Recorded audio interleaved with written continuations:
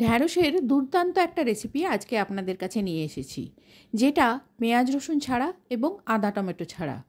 এই রেসিপিটা একবার বানালে তারপর খাওয়ার পরে বুঝবেন কতটা সুন্দর, কতটা সুস্বাদু আর কতটা সহজে বানানো যায়। নমস্কার, আমি শ্রীপর্ণা। অমৃতকুম্ভ চ্যানেলে আপনাদের সবাইকে স্বাগত জানিয়ে আজকের এই নিরামিষ আদা টমেটো ছাড়া দই ভেন্ডির রেসিপি আপনাদের কাছে শেয়ার করছি। ঢ্যাঁড়সগুলো কেটে নিয়ে গ্যাসে একটা কড়াইতে সর্ষের তেল গরম করতে দিয়েছি। তেলটা গরম হতে হতে আমি আপনাদের ঢ্যাঁড়সগুলো কিভাবে কেটেছি দেখাচ্ছি। প্রথমে ঢ্যাঁড়সগুলো খুব ভালো করে জলে ধুয়ে নিয়েছি। তারপর মাথার দিকের অংশ আর লেজের একটু অংশ বাদ দিয়ে 2.5 থেকে 3 ইঞ্চি মতো করে কেটে নিয়েছি। কোনোটা বা গোটাও রেখেছি।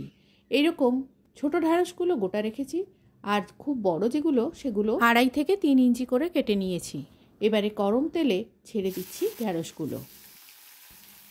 রান্নাটা মিডিয়াম টু হাই হিটে হবে। ঢ্যাঁড়স সমস্ত দিয়ে দেওয়ার পর তেলের সাথে ভালো করে মিশিয়ে নিচ্ছি। ঢাকা ছাড়াই ঢ্যাঁড়সগুলো ভাজতে থাকবো। আর এই মুহূর্তে কোনো রকম নুন বা হলুদ কোনো কিছুই ব্যবহার করব না, শুধুমাত্র তেলের মধ্যেই এটা ভেজে নেব। ঢ্যাঁড়সগুলো তেলের সাথে মিশিয়ে 1 মিনিট রেখে দেব, আবারও নেড়ে দেব। এইভাবে বারে বারে নাড়াচাড়া করে ঢ্যাঁড়সগুলো ভেজে নেব। মিনিট 4-5 ভেজে নেওয়ার পর ঢ্যাঁড়সগুলো আপনাদের দেখাচ্ছি এরকম ভাজা হয়েছে। আরও মিনিট 2-3 ভেজে নেওয়ার পর ঢ্যাঁড়সগুলো খানিকটা সেদ্ধও হয়ে আসবে। এই সময় দিয়ে দেব পরিমাণ মতো নুন। নুনটা ভালো করে ঢ্যাঁড়সের সাথে মিশিয়ে নিয়ে আরও মিনিট 2 ভেজে নেব। রান্না চাপানোর আগেই একটা দই মশলা রেডি করে রেখেছি। কী ইনগ্রেডিয়েন্টসে এই দই মশলাটা বানিয়েছি সেটা পরে আসছি। এখন এই ঢ্যাঁড়সগুলো ভাজা হয়ে গেছে, এগুলো আমি একটা পাত্রে করে তুলে রেখে দিচ্ছি।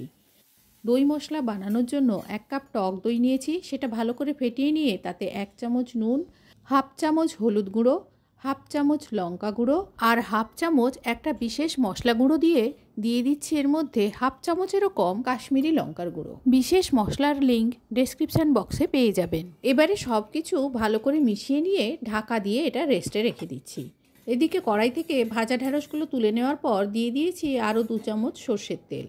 তেলটা ভালো মতো গরম হয়ে গেলে 1 চামচ কালো জিরে দিয়ে দিচ্ছি। কালো জিরেটা ভাজা হয়ে গেলে 1/2 চামচের থেকে সামান্য কম হিং দিয়ে দিলাম। এই সময় গ্যাসের ফ্লেমটা একেবারে লোতে রাখতে হবে, না হলে হিং পুড়ে যাবে আর তেতো হয়ে যাবে। এবারে হিংটা নাড়াচাড়া করে ভেজে নিলে যখন খুব সুন্দর একটা গন্ধ বেরোবে, তখন দিয়ে দিচ্ছি এর মধ্যে সেই মশলা মাখা দই। এই মশলা ভেজানো দই 10 থেকে 15 মিনিট যেন ভেজে সেদিকে খেয়াল রাখতে হবে। আর এই রান্নাটা একেবারে জল ছাড়া হবে। যদি প্রয়োজন হয় তখন জল দিতে পারেন, কিন্তু এই রান্নাটা দইয়ের জলেই রান্না হয়ে যাবে। আর এটা খেতে তাই এত সুস্বাদু হয়। এইবারে দইটা খুব ভালো করে নাড়াচাড়া করে তেল ছাড়া পর্যন্ত কষিয়ে নিতে হবে। দই দেওয়ার সঙ্গে সঙ্গে খুন্তি দিয়ে খুব জোরে জোরে নাড়াচাড়া করে দইটাকে ফেটিয়ে নিতে হবে, না হলে দই ছানা কেটে যাওয়ার সম্ভাবনা থাকে। এরপরে তেল ছেড়ে এলে দিয়ে দিচ্ছি এর মধ্যে 2 চামচ চিনি। চিনিটাও খুব ভালো করে দইয়ের সাথে মিশিয়ে নিতে হবে।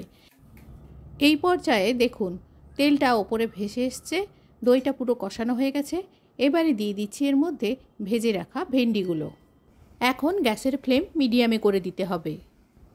দই মশলার মধ্যে সমস্ত ভেন্ডিগুলো দিয়ে নাড়াচাড়া করে মিশিয়ে নিচ্ছি। দিয়ে দিচ্ছি এর মধ্যে 2 চেরা কাঁচা লঙ্কা।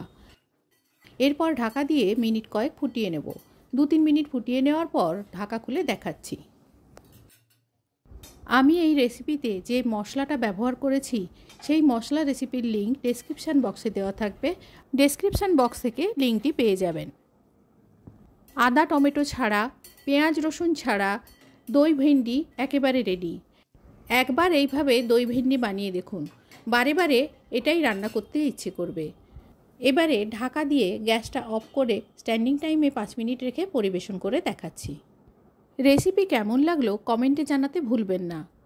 আজ এই পর্যন্ত, দেখা হবে অন্য কোনো দিন অন্য কোনো রেসিপিতে। ততদিন পর্যন্ত সবাই ভালো থাকবেন, সুস্থ থাকবেন, আনন্দে কাটাবেন।